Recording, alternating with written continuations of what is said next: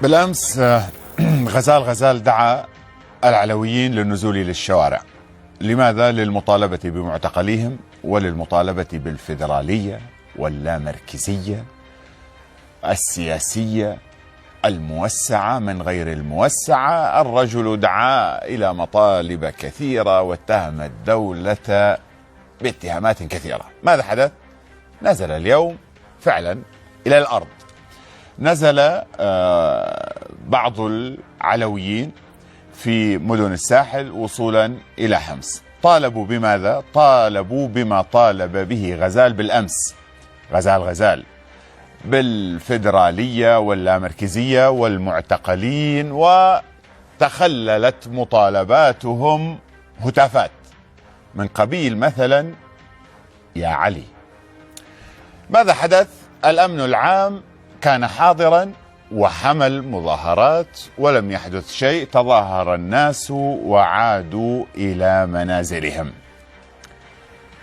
نزلت مظاهرات أخرى في الساحل من السنة ردا على هذه المظاهرات، لكن لم يحدث شيء. الأمن العام هو من فرق الطرفين. الطرفان تراشقوا بالحجارة ثم عادوا إلى دورهم وانتهى المشهد. هكذا في سوريا يحدث هذا الأمر وتذهب الناس إلى منازلها وينتهي الأمر. طبعا بالتزامن مع هذه الأحداث، مظلوم عبدي كان قبل يومين يذرف الدموع على الدروز والعلويين، ومشاعره تكاد تتفجر من هول ما يحدث للعلويين والدروز. وفي دولة الباشان، هناك في دولة الباشان البعض يقول إن المشهد تجاوز الكوميديا السوداء بسوداء. في دولة الباشان يرفعون صور حكمة الهجري جنبا لجنب مع بنيامين نتنياهو.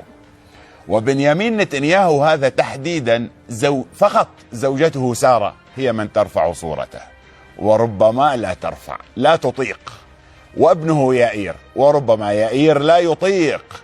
في دولة الباشان يرفعون صور بنيامين نتنياهو. هذه آخر أخبار دولة الباشان. البعض يقول هناك حبل سري يجمع هذه الأحداث جميعا. اليوم على الطاولة سنطرح سؤال المظاهرات وسؤال غزال الهجري الجديد، غزال الذي استهجر في سوريا. حياكم الله.